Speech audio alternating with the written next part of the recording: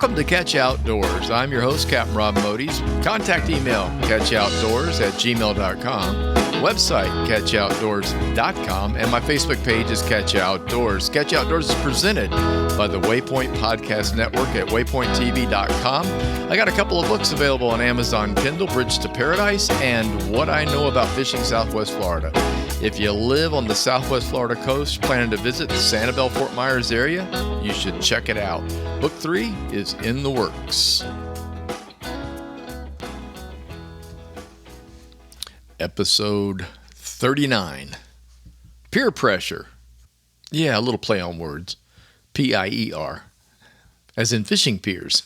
There you go. Florida's coastline has roughly 35 fishing piers along its beaches of the east and west coast. Now, that's just fishing piers. That's the ones that are technically piers sticking out of the coastline. And the thing that I actually learned to fish on, my first fishing trip in Florida was on a pier. A bridge pier, which is different, and I'll get into that in a minute. Well, we'll do it now. I mean, basically, what's happened in Florida, you have actual fishing piers designed for fishing, put along the coast. Some have been around for years. I'll also talk about that. But there are also many, many other ways to fish the coastline of Florida besides a beach. And that jetties, old bridges, things like that. I mean, in certain counties of Florida, if they had a bridge that they replaced and put a bridge next to the old bridge, they would cut the old bridge down and turn it into a water access, a fishing pier. And in the case of Clearwater, where I grew up, there was one on the bay side. There was one on Clearwater Bay, and that's actually where I learned to fish or did my first fishing, was from one of those bridges that had been replaced by a bigger, newer bridge. But the piers themselves are I don't know. I don't want to call it uniquely Florida, because there's fishing piers all up and down the coast of the United States, both coasts, as well as the Gulf Coast.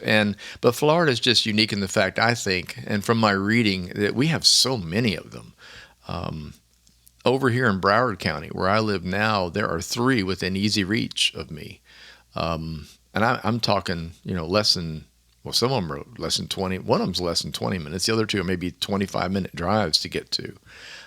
Depending on traffic. Yeah, there is that. But the fishing off of them is really unique and really interesting. And that's what I wanted to talk about today. Also talk about how they play a part in just the overall camaraderie of fishermen in Florida, about conversation on piers and things like that. Before we get too far into this, while they are called fishing piers, I like to point out that they are also much more than that. My wife Janelle and I have spent time just walking out on piers with no gear at all, just for scenery purposes. We may be at one of the restaurants that's close to a fishing pier, and we get finished with dinner, we'll get up and walk out on the pier. Most of them do not charge for pedestrian traffic. And of course, at certain times. Early in the morning, they might, because there's so much fishing going on.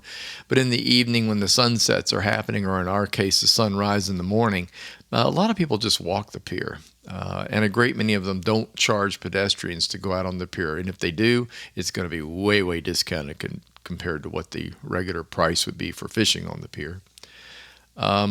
They're used for sunsets and sunrises, as I mentioned. Depends on what coast you're on, of course. Place for reflection. I don't know. It's good for the soul just to walk out on a pier. It's kind of like a beach, but it extends out into the water. It's great for conversation. Something that I have noticed on my pier adventures, as I'll call them. People on piers, fishing folks, anglers, tend to share more information on a pier than they ever do on a beach. As a matter of fact, they kind of like to talk to you on a pier. And especially the non-fishermen, the people that are visiting from out of town, out of state, out of country, tend to come up to you when you're fishing and simply ask you, what are you catching? What are you doing? And they're trying to learn about what's going on in our state. And I think that's really, really very cool. I used to go down to Naples a lot with Janelle. We'd do dinner down there. She was working out of Collier County at the time, and we would park in an area off of 3rd One of our favorite restaurants is their Sea Salt restaurants on 3rd and Naples. And we would park at the lot behind Sea Salt, which is also a public lot, which also has access to Naples Beach and Naples Pier. And so a lot of times after dinner, we would walk out on the pier. And you'd be amazed. It was so easy to strike up conversations with people. It really was. Unlike a beach, I have fished a ton of beaches. Don't get me wrong. I love beach fishing, especially along Sanibel Island and Captiva Island. I love fishing beaches there. Good for snook. But the conversation never seems to be anywhere near like it is on a pier, probably because of proximity. I mean, when you're fishing on a beach, there's distance between you. And you may cross paths while you're walking or heading to another fishing spot on the beach, and you might say hello, good morning, good evening, whatever, but you don't really strike up conversation like you do on a fishing pier. Let's talk about them. Let's talk about them individually here. The first one that has always interested me, honestly, the most in Florida, and I've only been on it once, but it was impressive, is the Navarre Beach Pier. Navarre Beach is on the Panhandle. It's in Santa Rosa County. It's between Fort Walton Beach, which would be to the west. I'm trying to get this straight in my head here. And Pensacola Beach, which would be to the east. And Navarre is a town. I mean, it is a town, but more people associate it with Pensacola, for example. It is the longest pier in Florida. The thing is, it's gigantic. It's 1,545 feet long. Okay, and 30 feet off the water. I just took those specs right off the web. That would make it just over a quarter of a mile long. So you'd have, if you walk to the end and back, you'd have a half-mile walk on your hands. Maybe a little better than a half mile, actually. It's open in the public in the summer from 5 a.m. to 11 p.m. It does have different hours in the wintertime, but the pier is open from 5 o'clock in the morning to 11 p.m. It's remarkable. I can't say it any other way. It is a remarkable pier. I would have to say it's probably one of the most photographed areas, the pier itself as well as photographs off the pier. If you've never been up to the Panhandle, the water up there is beautiful. It's generally crystal clear. They have sugar sand beaches. These sugary, puffy white sugary sand, and the fish that can be caught there. The list of fish is pretty outstanding. Just about anything and everything that swims has been caught off of that pier at some time or another. Like many piers in Florida, you can get bait there. You can also rent fishing rods, reels. They have an outdoor restaurant. A lot of piers have restaurants on them. I'll talk more about that in a minute. But yeah, I mean, you can pick up food on it, but of course you can bring your own. Most piers have got rules. Lots of rules. So you need to be aware of what they allow and what they don't allow. There is no rule in fishing from a boat or a beach on the amount of rods you can have or lines in water, but there is on most piers. So it's good to know that. I used to get that question a lot from anglers on boats. It's like we'd go by a boat, and we called them porcupine boats. We go by a boat, and it's got all these rods sticking out. Usually the tarpon guys fishing close to shore in the spring and into the summer would set lots of rods with lots of baits out and hoping of picking up that one tarpon. And most of the tarpon hunter clubs, I mean, a lot of the guys fish like that in the clubs. And I'd always get this question because people from up north, apparently, I don't know this for a fact, but the gist of it I got was you're only allowed so many rods per person in most fishing areas. I don't know whether that's river related or park related or what, but I've certainly heard it from more than one occasion. No, here in Florida, you can have as many rods as you want. I think what you learn early on when you fish in Florida is that not having a hand on a rod is probably going to be a detriment because our fish are sneaky. They're good at stealing bait. They're good at popping you off, et cetera, et cetera. So it's best if you're hanging onto the rod. So yes, you can set a couple off the back of a boat and fish one. A lot of guys do that. That's not too unusual. But on piers, what they're trying to do, obviously, is just regulate space because in some piers, there's only so much space to fish. So they do regulate it too. A lot of times it's just two. One in the water on some places. You can take several rods with you. You can take your cart out there with 4 or 5 rods, but you can only fish 1 or 2 at a time. So that's a fairly big rule, a difference for the rest of Florida, different from the rest of Florida. They don't want you sitting or standing on rails. Generally, they do not allow pets. There's a good reason for that. Nobody wants their dog to get hooked, and that can happen. So they don't allow pets. You can't swim or jump off the pier. That's kind of common sense, although most of them don't allow glass. What else can I think of? Oh, clean up after yourself, of course.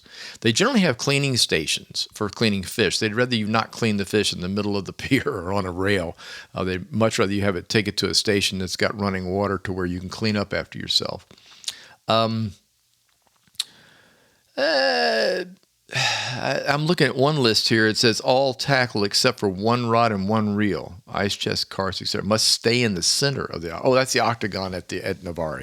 That's one of their own special rules.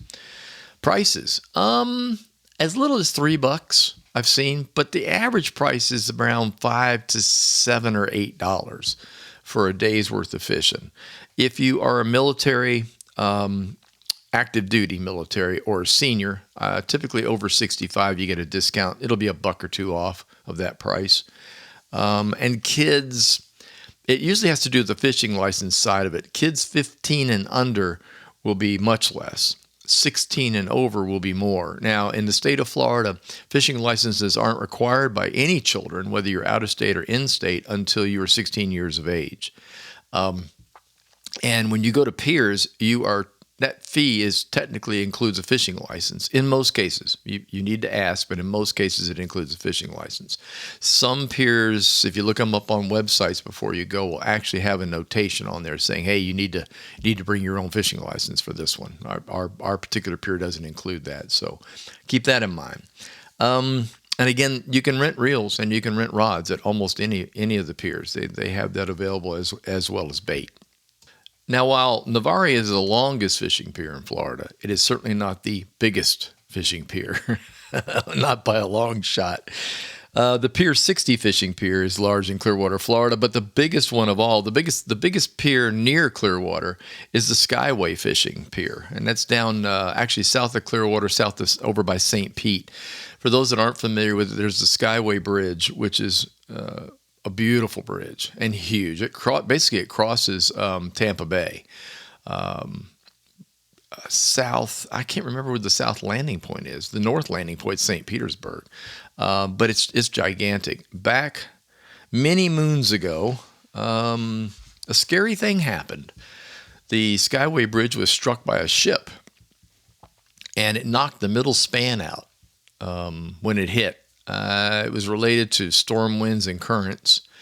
When it did, cars and a bus, that's right, a bus fell into the water, killed a whole bunch of people. It was tragic. It was horrible, actually. The bridge remained closed for a while, and then what they did is they rebuilt a new bridge, a new section, and then over time, they took what was left of the downside of the bridge, this would be the side away from St. Petersburg, and turned it into a giant fishing pier, if you will. You can drive on because it's still connected to land on the south side. So it's actually a park, if you will. They call it the Skyway Fishing Pier, and it is a big chunk of the old Skyway Bridge. So technically speaking, this is the longest pier in Florida. I would say without question, it's probably the most fishiest of all the piers. I mean, we can always argue that, but for all intents and purposes, you are out in Tampa Bay on this thing. As you drive onto this pier, it's going to, obviously the water's going to get deeper and deeper, and the access to some pretty exotic and some really awesome catches are going to happen, and they have happened off of that pier. So if you're ever on the West Coast and you're in the Clearwater, St. Pete, Tampa area, and you really want to you love to fish, I would highly suggest you check out the Sunshine Pier. Okay, so now let's go the opposite. Let's go the complete opposite. We've discussed Navarre as being the longest pier, jutting off the land, and the Sunshine Pier is obviously, I guess you would call it, it's a pier. I mean, shoot, it sticks out into the middle of Tampa Bay, but it's, I don't know. Yeah, well, let's consider it a pier. Let's call it that. And I don't have a length on it, sorry, but you can drive a car on it, and you can't do that at Navarre. So there is that. Let's talk the shortest piers. And I find this really interesting because the two that I'm aware of, the two piers that I have fished, are both in Lee County, and they are considered the shortest piers in Florida. One of them is the Bokeelia Fishing Pier, which is at the north end of Pine Island. So when you're in Lee County and you head out through what I talked about last week was Matlacha, the town of Matlacha, you wind up on Pine Island, you hang a right, and you go all the way to the end, and you wind up in Bokeelia. Bokeelia is a great little town, and it's jutting out into Charlotte Harbor. On the north end is the Bokeelia Pier. The Bokeelia Pier is, I would say, its most famous fish are snook.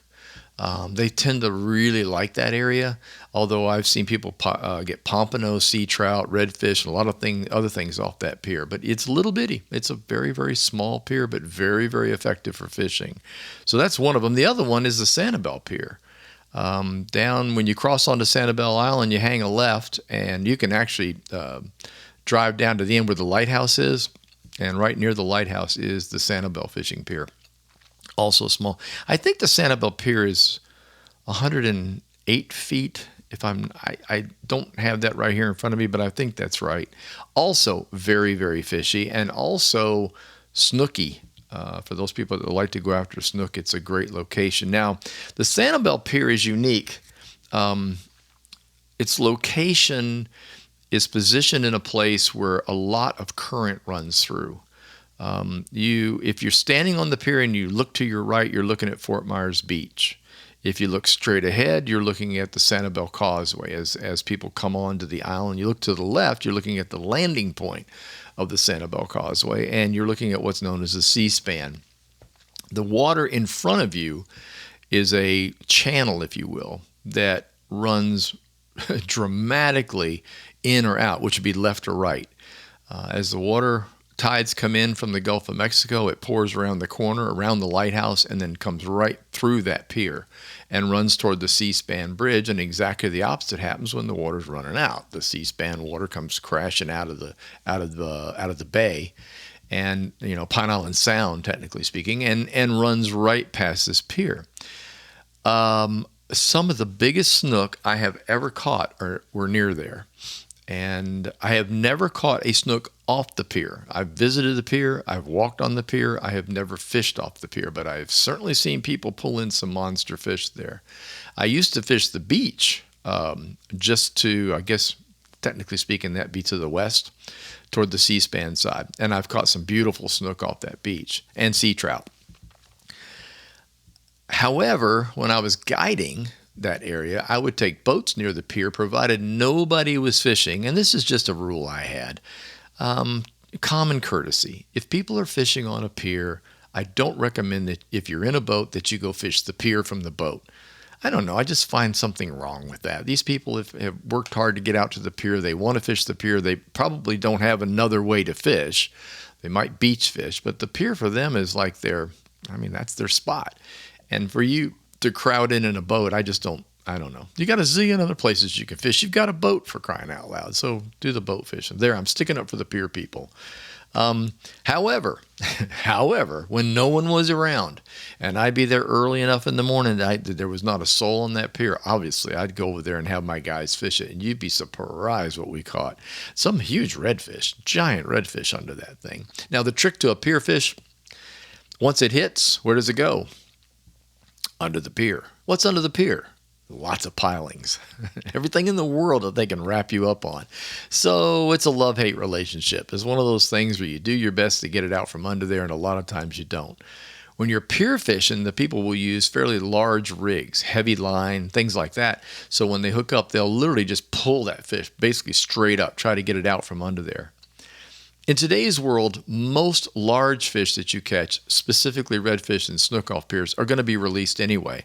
Everywhere in Florida, they're closed most of the time. And regulations for redfish pretty much stop when you get up to 27 inches in length. You got to put it back anyway. So, and a lot of these fish are going to be 30, 32, 34 inches in size. But they're going to be big fish. And that's what's fun. It is. I mean, you get right down to it. That's what's fun. It's big fish. I fished off a lot of piers in Florida. I made a list. I've done Clearwater. That's the Pier 60. I've done Pompano Beach, Deerfield Beach, Dania Beach. Those are all over here on the East Coast in the Broward County area. Sanibel, the one I just mentioned, Bokeelia, I also mentioned, and Naples.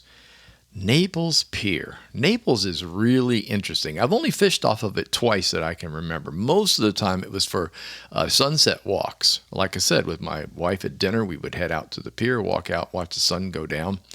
It's beautiful, and it's positioned in a way that the sunset's perfect. Let's just put it that way.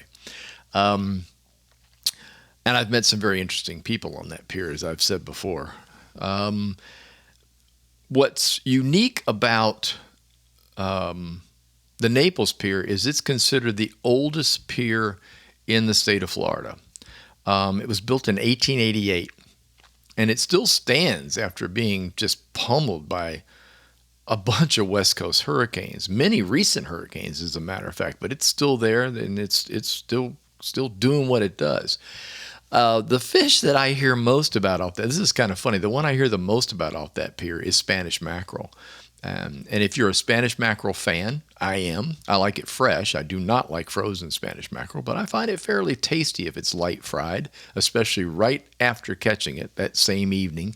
But that's a main catch off of that pier. The bait of choice is shrimp. They'll drop shrimp in the water, and a lot of guys will use these little silver jigs that they drop, and they basically just jig them up straight up and down alongside the pier in hopes of getting themselves a mackerel dinner. I've learned more from other anglers on the Naples Pier than anywhere else. Now, I think the reason for that is most of the times that I've been on the Naples Pier was without fishing equipment. So there's a certain degree of trust. They look at you and they go, well, he's not fishing. I guess I can tell him some stuff. But let me tell you what, Naples Pier is a favorite spot for a lot of old timers. And I'm an old timer, so I understand that mentality. And what it boils down to is they've been alive a long time. A lot of these guys are in their middle 70s to early 80s. They're from out of state. They have fished everywhere. That's why they're on that pier. They like fishing so much that just because they've retired in Florida doesn't mean they're going to stop. They're not as active as they used to be. They don't ride around on boats. They don't walk beaches. They don't do that stuff. They go to the fishing pier. And they are a wealth of information. I know all about fishing the Great Lakes, thanks to guys that I've talked to on the Naples Pier. It's really remarkable. They have their spots that they go to. You can go to the Naples Pier and you'll find a guy, I call them the old timers. You'll find them in a spot, in a special corner, a special place that belongs to them. That's their spot. Now, they can't be there all the time. They certainly aren't going to fish 24 hours a day, so you get a shot at that spot too if you want. But most of the time, it's more fun to stand there and talk to the guy and pick his brain on what he's done and where he's gone and what he's seen. One notable evening, I was out there, and there was a gentleman in his spot fishing, and he just said hello to me. I said, hi, and he goes, he says, are you from around here? And I said, yeah. I said, I'm from up in Fort Myers. And he obviously noticed that I was very, very tan. Being a fishing guide, that's what happens. It turns out this gentleman was a ball player, a retired ball player from the 1920s. He played for the Detroit Tigers. And while we're talking, he reached around his back pocket and pulled out his personal baseball card and handed it to me. I still have it. And it's really interesting. I mean, that's what piers are all about. There's this weird camaraderie and this thing that happens on a pier that, quite honestly, it just doesn't happen anywhere else. And that's one of the reasons I gravitate toward them. I really like going to them. And over here on the East Coast, the same thing is true. The people on piers tend to be very congenial. And they like to talk about what they catch, where they catch it, and how they catch it. And you don't find that in many fishing locations. Now let's talk gear. The fishing pier gear. All right, if you're just going to go to walk the pier, bring a camera. That's your gear. All right, and obviously most of us carry cell phones around. I would suggest short films too, little movies on your camera. Photographs are dramatic, but let me tell you what, when you're on the pier, you will see some remarkable things. One afternoon, we walked on the pier. I don't remember. I think it was the Pompano Pier, and it was raging. The wind was howling. This was like take your hat off wind. You lean into it, right, to walk out on the pier. But guess who's in the water? Surfers, man. They were working that water edge like nobody's business. They were having a blast. And Janelle and I stood there. I got out my camera, my cell phone. I flipped it over to video, and I got some sensational shots because you're looking from above. You're looking down at these guys and gals were surfing. They were paddling out, setting up, riding waves into the beach, and I got some fantastic footage of them because of my angle, because I'm literally out there with them and not just standing on a beach watching them come at me. So that happens often. You get a windy day, go to the pier, check it out. I couldn't fish that day, but I could watch people surf. Kind of fun. Regular gear for fishing. A lot of folks use carts. And I'd highly recommend that because most piers are fair. Even the shorter piers are still long. We ain't talking Navarre here, but they're very, very long. The carts are sold at most tackle shops. However, you can use just I call them office carts. You know, the little fold-up jobs you pop open, put stuff in, and then haul it behind you or take it to the office with your stuff in it. It's been a long time since I had to do that, but I do remember it. Just rubbing in retirement a little bit for you folks that are still working. The carts, stainless steel would be a good idea. Something of stainless or aluminum. Not stainless steel, I'm sorry. That's expensive. Aluminum. Something that won't rust. Wide wheels on them. I bought mine with large wheels so that I could actually haul it on a beach if I wanted to over beach sand. But they also work really, really well, obviously, on the pier. Some things to think about. A cooler with ice in it. Obviously, your rods. Tackle, your tackle box, tackle bag. A towel for your hands, pliers, all the typical fishing gear that you would use if you were going to go boating or beaching anyway. But it's a little easier with a cart because you're basically just hauling this thing with you. Most essential, a fold-up chair of whatever type is comfortable for you. I would highly recommend it. There are benches on piers. There are places to sit down. But most of the time, the pedestrian traffic that's out there doing what I was talking about earlier, sunset, sunrises, and just chatting with the fishing folks, are also sitting on all the little benches. And when you're fishing, it's very inconvenient because you have to pick a spot with a bench. Nah, don't do that. So bring your own. Those little pop-out camp chairs are perfect. You can put your drink in there. And by the way, you can't drink alcohol on almost all piers, but you can certainly bring your water, soda pop, whatever it is you want to drink out there. But most of those chairs have got a little drink holder in it. So you've got your cart, you got your stuff, you're all packed in one spot, and that's what makes it really, really easy on piers. It's very difficult to carry a load of gear over your shoulders, under your arms, and that kind of thing. And plus, you might want fish cleaning gear. You might want to bring along a fillet knife. You want something to measure fish with, stuff like that. So keep in mind is accoutrements. There's a lot of stuff that you got to think about when you're going to go out there and do a little bit of pier fishing. I've already mentioned the piers on the West Coast, up in Clearwater. I'm familiar with that because I grew up there, and as well as the Sanibel, Fort Myers area, I'm familiar with that, and the Fort Myers Pier, which I didn't mention. Fort Myers has got a fishing pier. I haven't, you know what? Yes, I have. I fished off of it one time. Most of the time, I'm so busy fishing from a boat in that area, I don't really need to do the pier thing there, so I can't speak of it. On the East Coast, we have three that I've been on quite a bit. The Pompano Beach Pier, that's the one I just mentioned, shooting photographs of surfers. Dania Beach Pier, and the Anglin's Fishing Pier. That's kind of a funny one. Anglin is Anglin apostrophe S. That is the man's name who built the pier, who started the pier, Anglin. And so it's called the Anglin's Fishing Pier, but it always tickled me because people think it's anglers. Those are all the ones that I visited.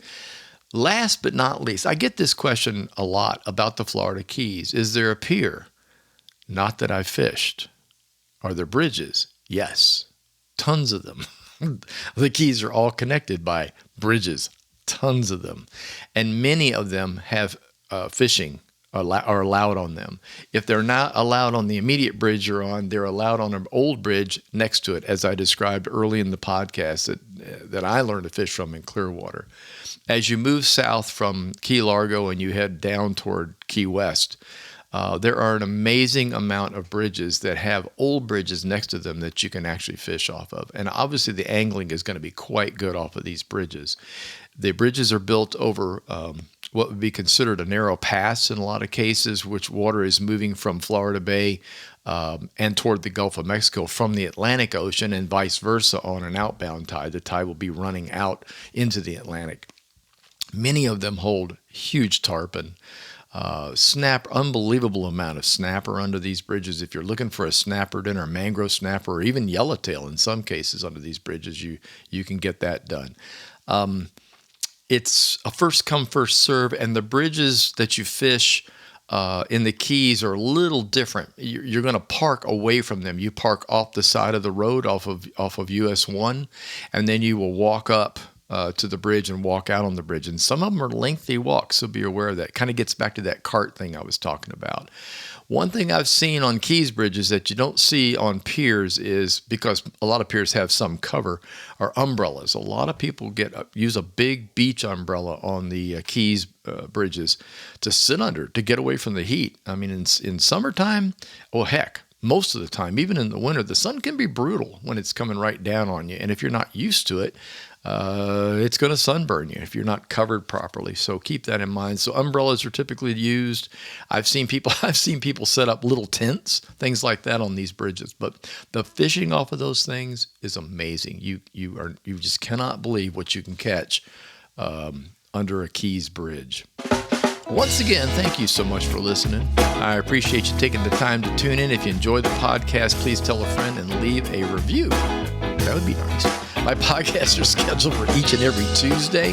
Catch You Outdoors is presented by the Waypoint Podcast Network and is available on Waypoint by many of your favorite podcast providers. Facebook page is Catch You Outdoors, website waypointtv.com and catchyoutdoors.com. Until next time, get outdoors and enjoy.